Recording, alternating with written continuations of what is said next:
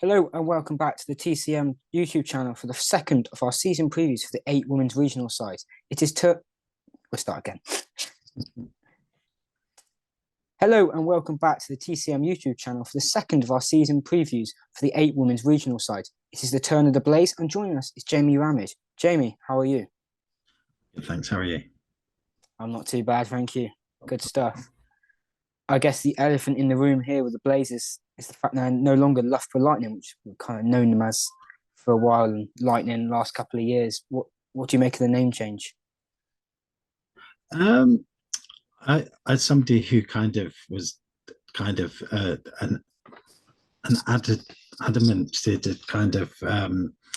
Lightning fan since the start of the Kia Super League, it was something that was kind of going to it was going to take some time to get used to, and I think just about now that kind of transition has kind of taken place, and it's quite reassuring because there was kind of that culture of it. It was very much this is a Loughborough centered thing, and I think they kind of didn't have that thing where it was like, this is now an East Midlands thing, and taking it to Trent Bridge is probably the right idea. Just the change in the way that things are done from the top down is fantastic. The media has come on a lot. There's that's not good, is it? My internet connection says it's unstable, but we'll see. So the new hashtag is Cricket with Purpose, which I think sums up the actual difference in approach. There's new signings. There's more of a willingness to kind of make this a team that is going to be the best for the East Midlands. Nice stuff. There's a lot of positives certainly to take with the name change, but first of all, let's just rewind a year back to when they were still Lightning last summer in their season. 6th in the Rachel Hayhoe Flint and 4th in their group for the Charlotte Edwards Cup. What did you make of the season for them? I guess there was one slight positive with the Charlotte Edwards Cup in that they actually won their first game in that competition.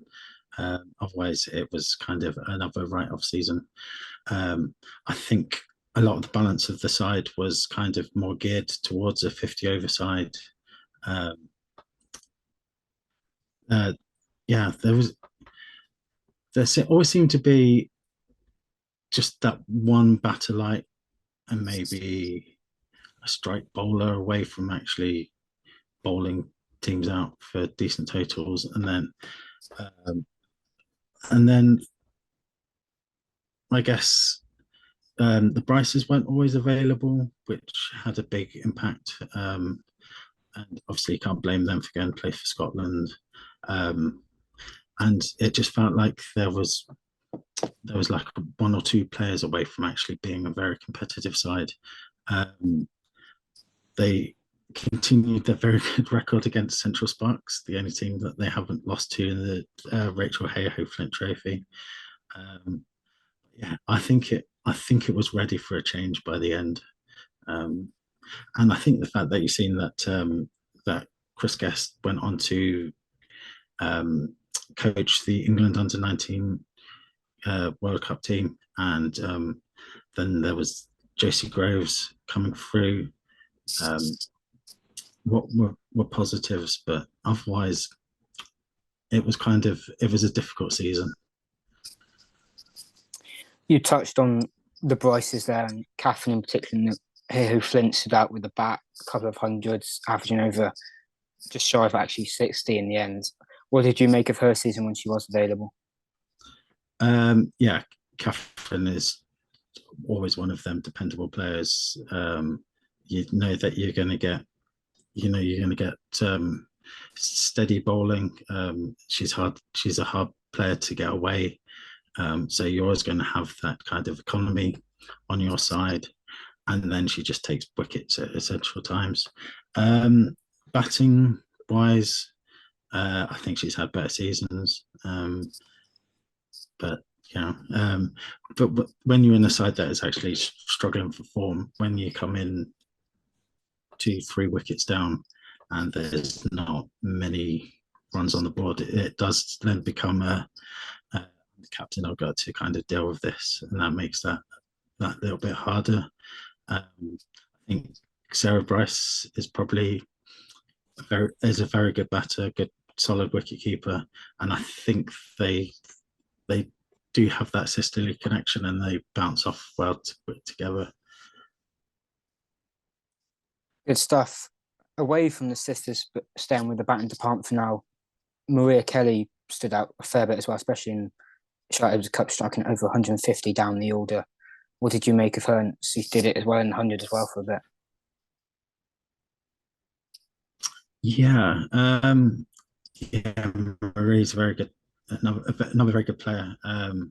I saw her when she was with Central Sparks at Edgbaston, and she played an innings against Thunder where she kind of had to really dig in and scored 50 at an event, and that was kind of how they won the match. But the way that her game has developed since then, and she's come on and been like this really big hitter, it's been good to watch.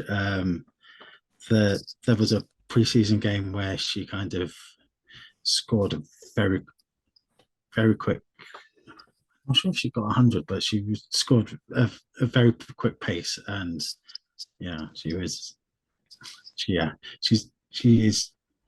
one of the senior players, which I think is a good thing for her because she's kind of had to help some of the younger players to push through, and I think she kind of likes that challenge as well. Cool. And then just switching to the bowlers before we move on, looking towards ahead to this season, Grace Ballinger and Kirsty Gordon both took 9 wickets in the 50 over stuff. Kirsty Gordon was an established player in the women's cricket scene, but Grace Ballinger, another one of the exciting younger players that's in this Blaze squad. What do you see? What do you make of her season last year, first of all, and also how do you see her improving in 2023? Yeah, I think you did kind of see some of the improvements there last season. Again, probably a little bit inconsistent, but when I think she's got a bit of genuine pace about her, and as one of the few left-arm seamers around, then that's always going to help because there aren't that many about. So she gives a different option, a different dimension, and I think with a winter of just playing cricket, I think, and training and just that extra year of experience will suit her well. Nice stuff. And also with the new team, they've got some New England stars joining them as well. You had a bit of Tammy Beaumont last season, which didn't play a lot, but they also got Sarah Glenn and Nat Siva Brunt joining them for this season. Yeah. How big are those 2 additions for this side? I think they're very big. I think Nat Siva Brunt is the leading all-rounder at the moment. She's a steady, calm influence. She'll give that kind of top middle order some stability when she's available, and obviously that extra bowling option as well.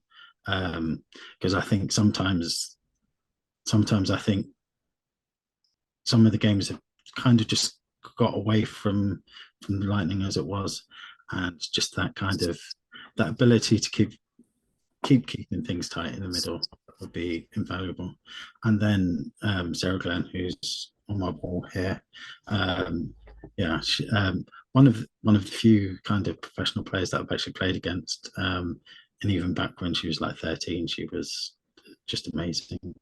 I would like to see when she's in the team kind of keep improving on the batting. I mean, when she was a Derbyshire player, a Worcestershire player, she was kind of a batter that bowled a bit, and now she's a bowler that bats a bit. So when she's available, she's going to do good things, and I think she'll have some positive influence on Josie Groves as well, because obviously they're quite similar players. Definitely, and sticking with kind of the new players and contract front, ECB announced 10 contracts each regional side this year. And well, for the Blaze, they've got Maria Kelly, Catherine Bryce, Kirsty Gordon, Sarah Bryce, Lucy Hynam, Georgie Boyce, Sophie Monroe, and then in recent times, Grace Ballinger, Teresa Grace, and Josie Groves, you just mentioned. How good is it to see the ECB continue to pump money into the women's game and give them the contracts to each side? I think it's the only way forward. I think if you want this to be the base of not just growing England players, but actually growing a professional game, then it's important that you put the players in place, and then you can start to market them, and then you have a longer season than just kind of promoting the 100. I mean, for some of those players, I think it's really important. Kind of the Sophie Monroe's, who kind of burst on the scene as a Nottinghamshire player, and has actually been a fairly decent bowler. I think that just that extra bit of development in her game will do her good. She's she kind of needed to develop more aspects to her game than just the bowling, which has always been pretty decent. And the batting's come on really well. And then maybe probably just the fielding needs to be a bit tighter. But you've got some, and then Georgie Boyce, who left kind of the Nottinghamshire area to go up to Lancashire, and has developed really well as a player. I think sometimes when she was with Nottinghamshire, she kind of got stuck in an innings, but she's had some really good coaches when she's been with Thunder, and they've kind of brought her game on. And I think, she can really help that middle order. Fingers crossed, all of those players make an impact. And let's have a bit of fun now towards the end of preview, some predictions. Yeah. Let's start with the Rachel Hayhoe Flint. How do you see this going for the Blaze? I think it should be a decent start, because I think England will want all their players to be available. So it'll be interesting to see how kind of that dynamic of there being an Ashes series to play for later in the season. I think Tammy Beaumont would be kind of wanting to get that place back in the T20 side. So I think that's quite exciting. And start at Trent Bridge against the local rival Central Sparks. I think that'd be a good incentive to kick things off. And I think as long as there is genuine improvement on results, then that would be good for me. I think Vipers and Diamonds will still be up there, and it's just a case of seeing where things go. So I think there is a lot of optimism about, but as for where it goes, we'll see. Well, time will only tell, but with the other competition in Charlotte Edwards Cup, do you have similar optimism too? Yeah, I think, one year and 2 seasons, one win in 2 seasons means that there can only be improvement. I think just having some of them England players in there would be good. I think, Sarah Glenn is a very good T20 player. And I think that would kind of give the place a lift. And there's genuine competition for places now. I did try to work out who my starting 11 would be, and it was, if I was the coach, I'd be having some very difficult conversations with some players. So again, as long as there's improvement, then that'd be great. Excellent stuff. Well, we've got a new name for the Blaze, some new players, and renewed optimism from Jamie and other parts of the fan base. Promises to be a fantastic season ahead for the Blaze. Thank you for joining us, Jamie, and thank you everyone for watching along with us. We'll have more season previews to come in the coming days from the other regional sides. Thank you for watching.